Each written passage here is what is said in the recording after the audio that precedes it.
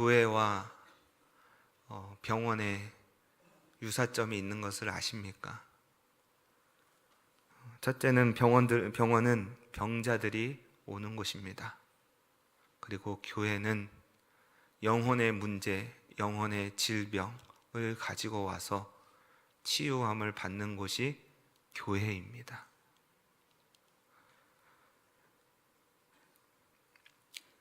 병원은 육신의 질병을 잘 고치면 됩니다.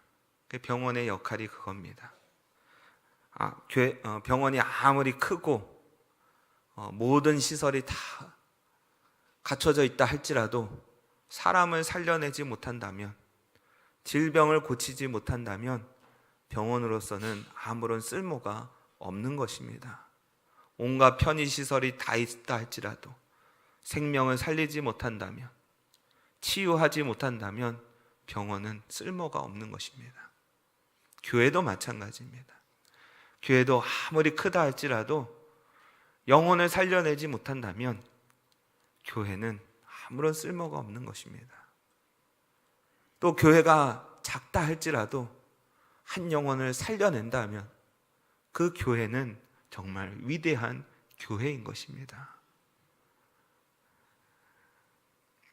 근데 요즘 사람들은 교회에 대한 신뢰가 없습니다. 제가 어렸을 적만 해도 교회 다닌다 하면은 그것이 보증수표가 되었습니다.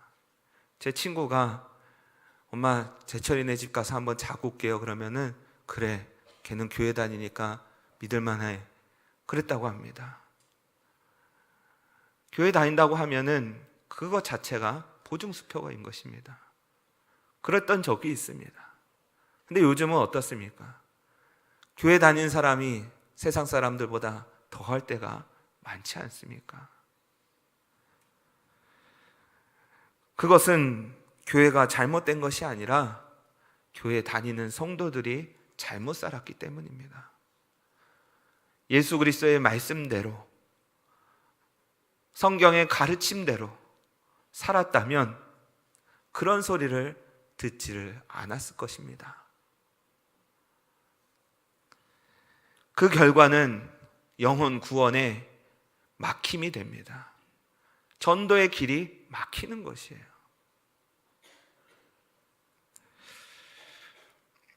전도하기가 더 어려워졌습니다.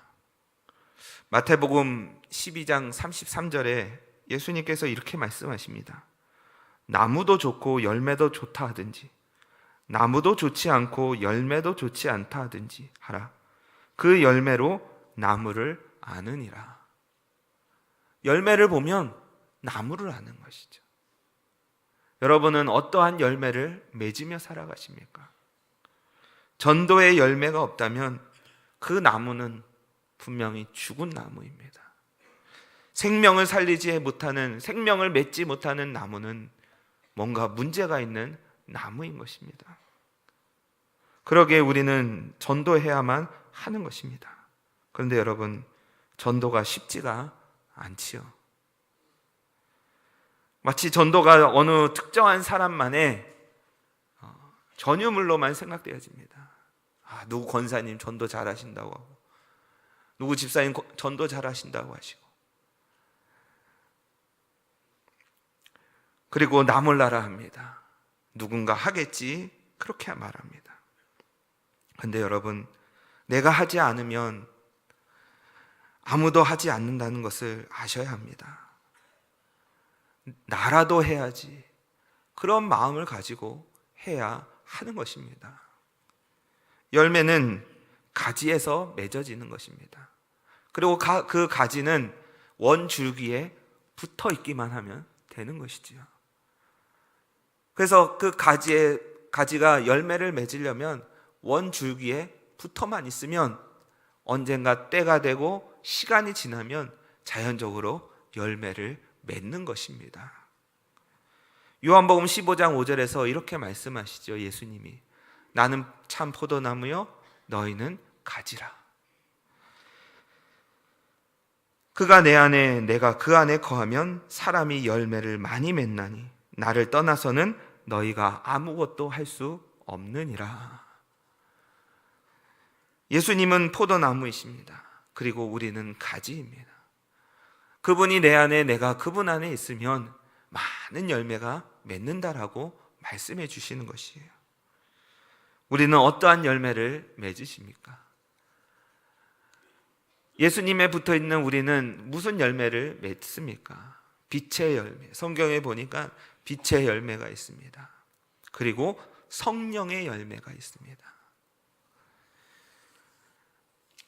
그것으로 인해, 그 열매로 인해 전도의 문이 활짝 열리는 것이에요. 어둠 가운데 있는 영혼들이 우리의 빛을 보고 예수님께로 나오는 것이에요. 여러분, 캄캄한 어두운 바닷가에 그 배들이 길을 찾고 육지에 정박할 수 있는 것은 왜 그렇습니까? 등대가 있어서 그렇습니다. 빛이 있기 때문에 그런 것이에요. 여러분들은, 저와 여러분들은 세상의 빛입니다. 기분 나쁘신가요? 네. 여러분들은 세상의 빛입니다. 예수님이 말씀해 주셨어요. 예수 믿는 너희는 세상의 빛이다. 이 빛을 비춰서, 사람들에게 비춰서 하나님 아버지께 영광을 돌리게 하라.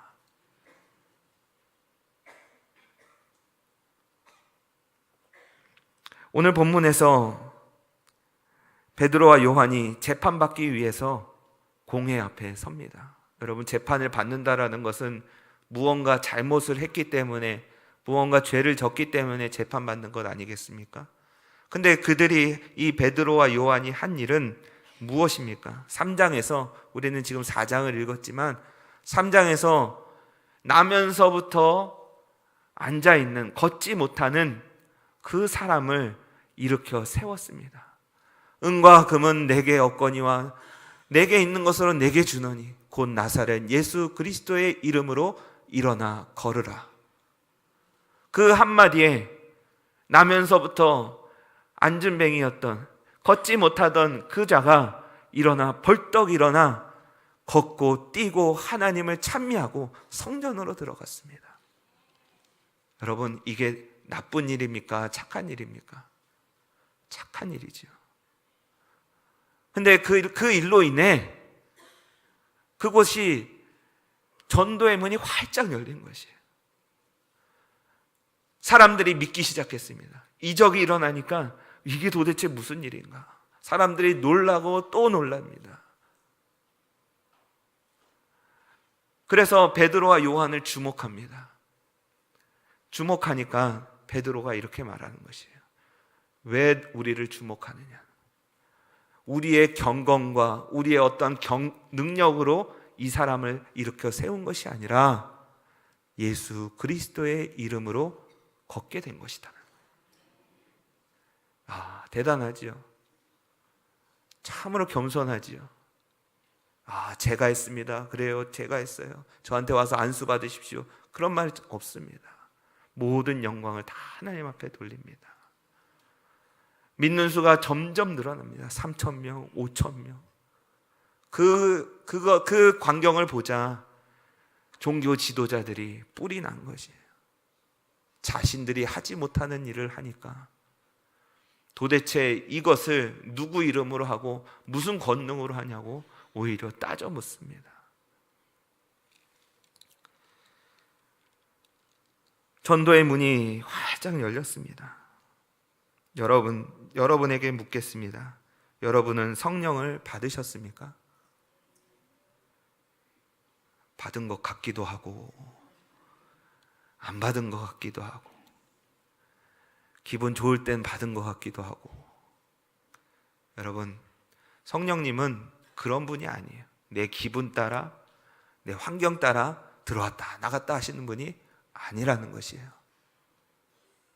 내 안에 한번 모시면, 내가 예수 그리스도를 구주로 영접하면 성령님은 내 안에 영원토록 함께 계셔요. 그렇다면 성령 받은 증거가 무엇이냐면 하나님을 아빠, 아버지라 부르는 자들마다 그리스도의 영, 성령님이 그 안에 계신 것이에요.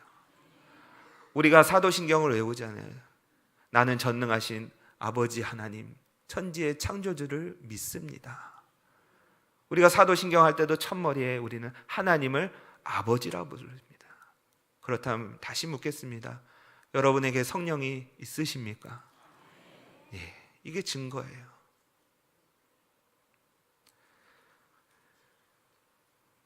갈라디아서 4장 6절에 이렇게 말씀하십니다. 너희가 아들임으로 하나님이 그 아들의 영을 우리 마음 가운데 보내사 아빠, 아버지라 부르게 하셨느니라. 로마서 8장 15절에 너희는 다시는 무서워하는 종의 영을 받지 아니하고 양자의 영을 받았으므로 우리가 아빠, 아버지라고 부르짖느니라. 그러기에 성령님을 내 안에 모신 사람들은 모든 은사가 그 안에 있는 것입니다. 은사는 따로 받는 것이 아니에요.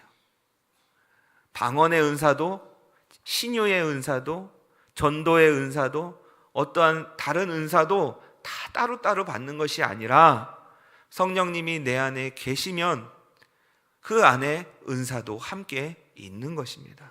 왜냐하면 그 은사를 나타내시는 분이 바로 성령님이기 때문에 그래요. 그런데 왜 은사를 다 사용하지 못할까요? 그것은 성령의 충만함을 받지 않기 때문입니다. 성령님은 계시는데 성령님의 그 충만함을 받지 못했기 때문에 그래요. 성령은 받았는데 성령의 지배를 받지 않습니다. 여러분, 성령님은요, 인격적이세요. 성령님은 우리의 순종을 요구하세요. 그래서 우리의 마음과 우리의 지성과 우리의 의지를 설득시키세요.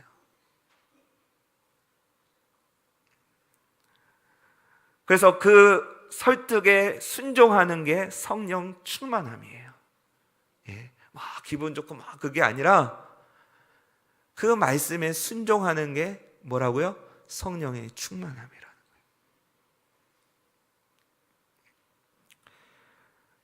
거기에 순종하지 않으면 성령님은 아무런 힘도 쓰지 않으세요. 그분의 말씀에 순종하지 않는다면 우리 안에는 또 우리 밖에는 아무런 역사가 일어나지 않는다는 것입니다. 난 못합니다. 전 소심합니다. 제 주위에는 믿는 사람밖에 없습니다. 갖가지 핑계를 댑니다. 에베소서 5장 18절에 이렇게 말씀하시죠. 술 취하지 말라. 이는 방탕한 것이니 오직 성령의 충만함을 받으라.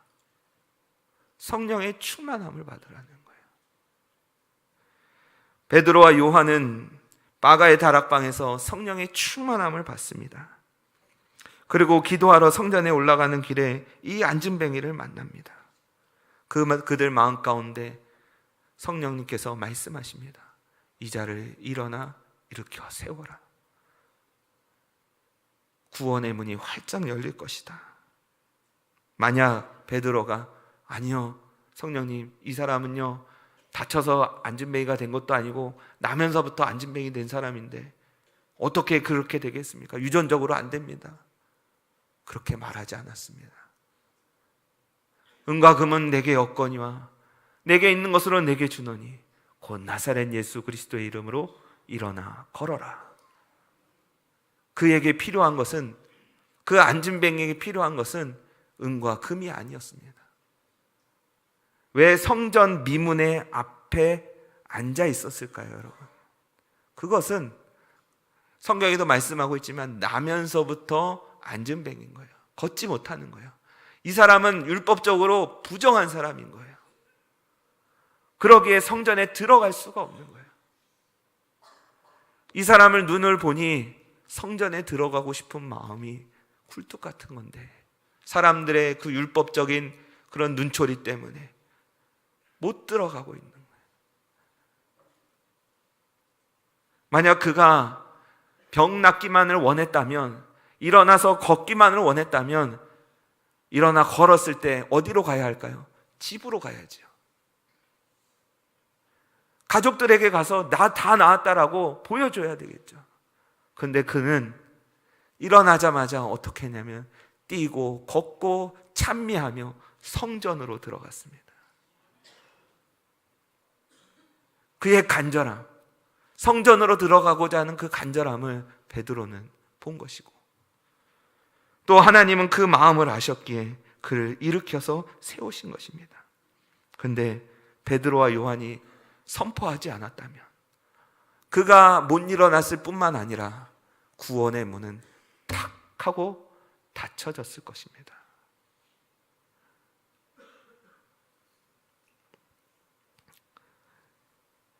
사람들은 그 둘을 주목합니다.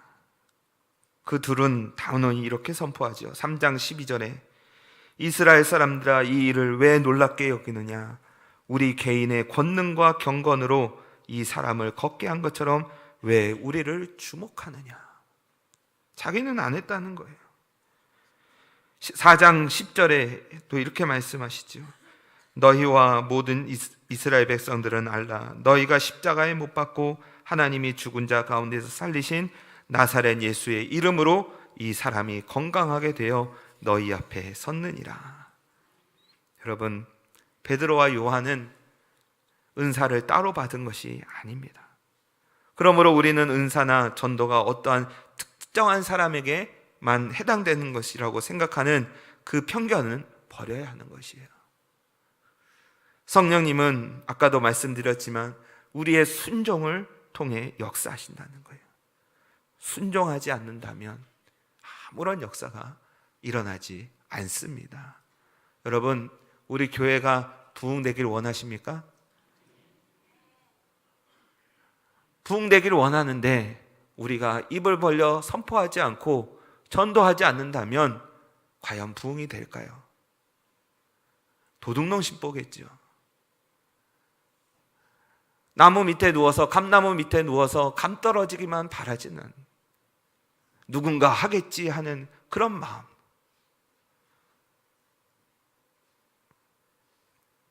여러분, 우리가 병원에 가면 진찰을 받고 의사가 처방전을 써줍니다. 그리고 약국에 가서 처방된 약을 탑니다. 거기까지는 사람들은 참 잘합니다. 그런데 끼니 먹고 30분에 약 먹는 거, 자기 전에 약 먹는 거 참 말 안 듣습니다. 저부터도 그래요. 옆에서 약을 먹으라고 하든지, 아니면 내가 정말 아파서 그제서야 억지로라도 먹지.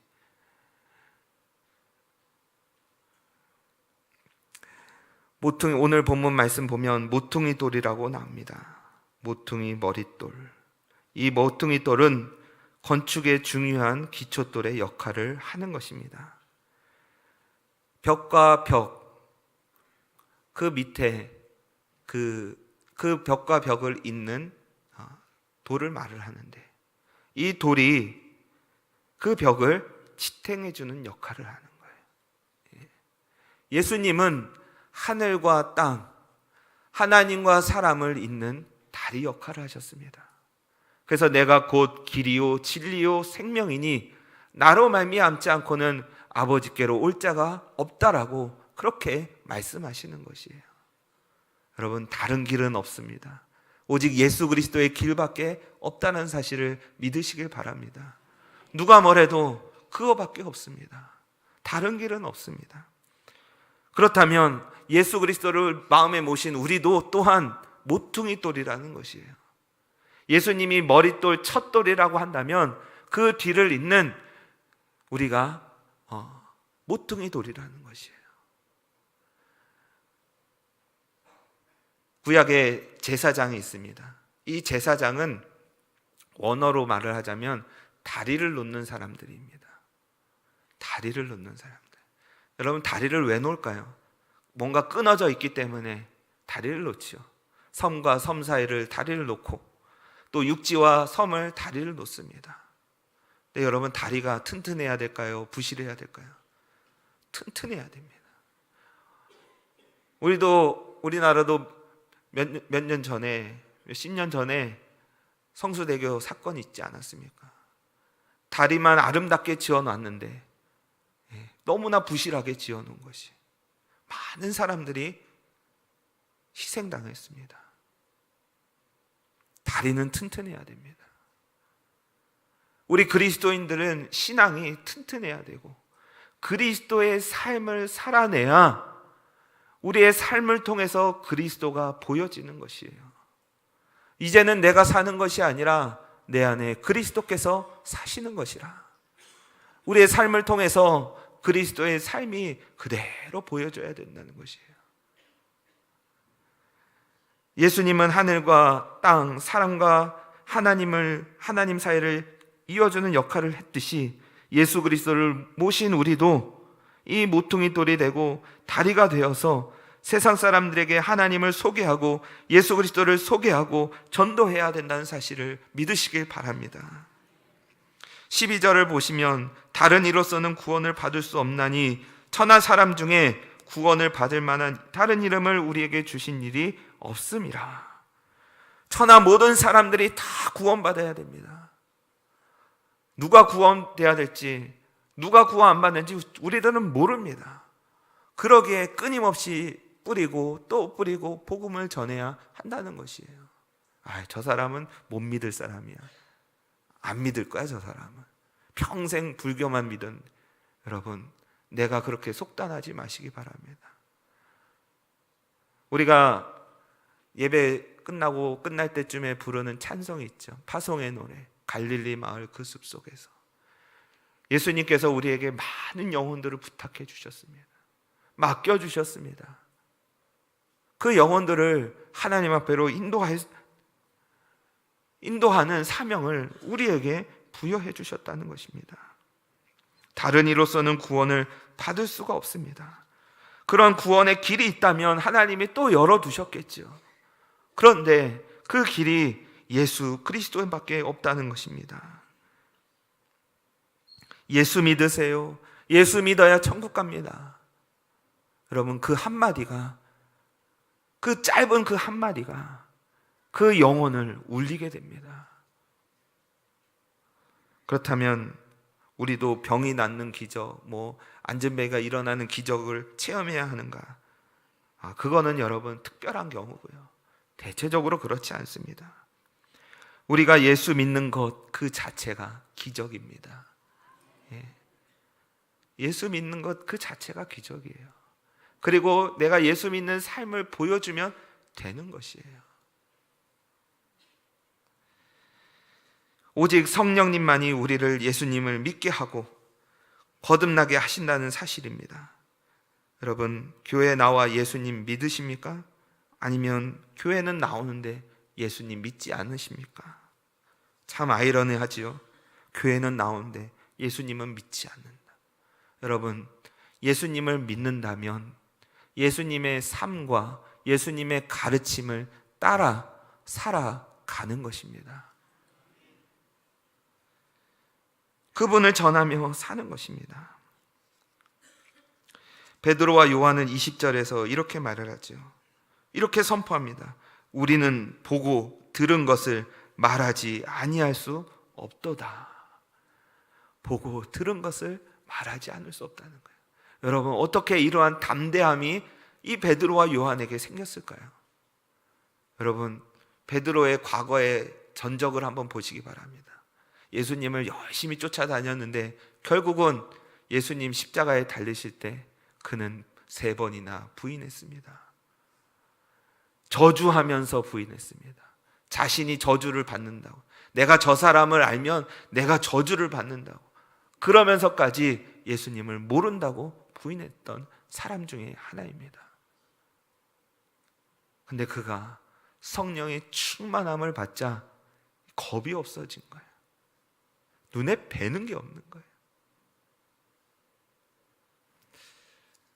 성령 충만하면 안전할 수가 없는 것입니다. 어떤 글을 보니까 이런 글이 있었습니다.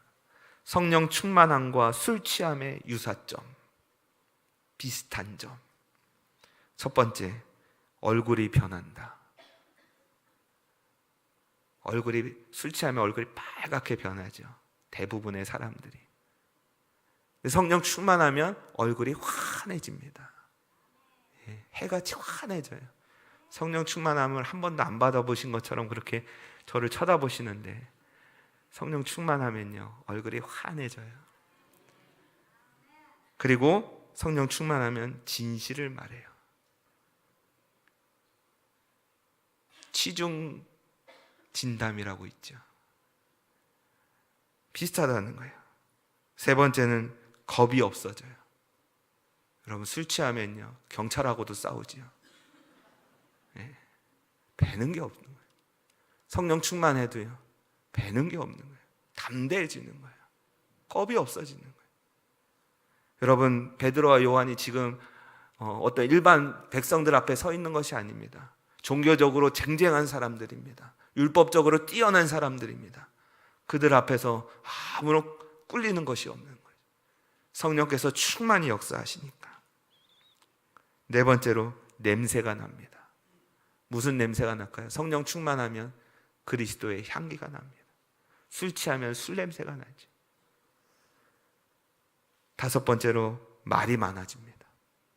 어떤 분은 술 취하면 그냥 주무시는 분들도 있는데 대부분 말이 많아지죠.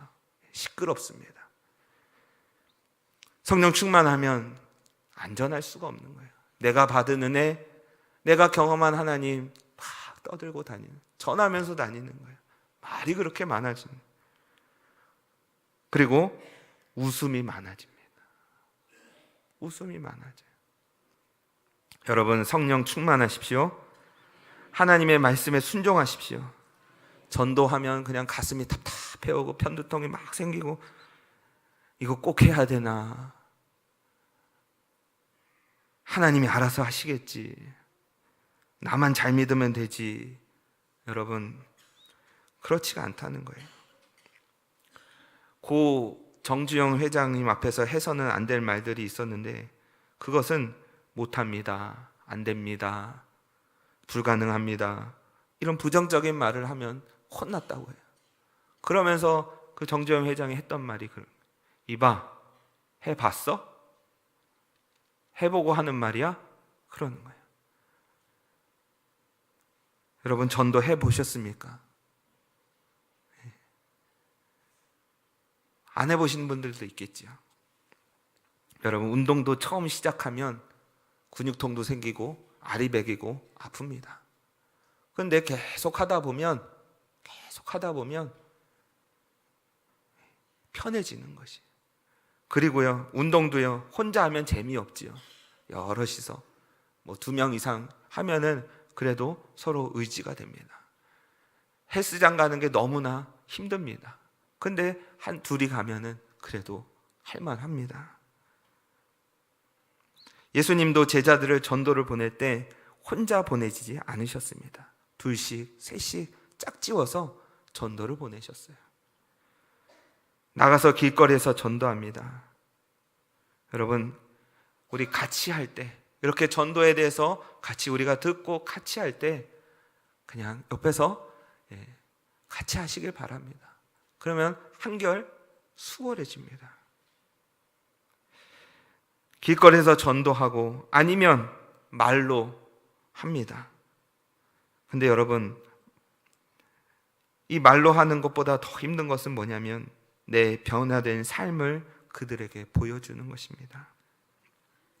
어찌 보면 말로 전하는 것이 더 쉽습니다. 여러분들은 모퉁이 돌이라는 사실을 잊지 마시기 바랍니다. 그리고 성령의 충만함을 구하십시오. 구하는 자마다 주실 것이라고 말씀하셔 주셨습니다. 문을 두드리는 자마다 열릴 것이라고 말씀해 주셨습니다. 찾는 이마다 찾을 것이라고 말씀해 주셨습니다. 아비가 자녀에게 떡을 주듯이 하나님은 우리에게 성령 하나님을 주셨습니다. 그러기에 우리는 성령의 충만함을 받고 나가서 전도하는 우리 모두가 되기를 바랍니다. 기도하겠습니다. 하나님 아버지, 은혜와 사랑을 감사함을 드립니다. 오늘도 주신 말씀 기억하고 전도에 힘쓰며 성령 충만한 우리 모두가 되게 하여 주옵소서. 예수 그리스도의 이름으로 기도합니다. 아멘.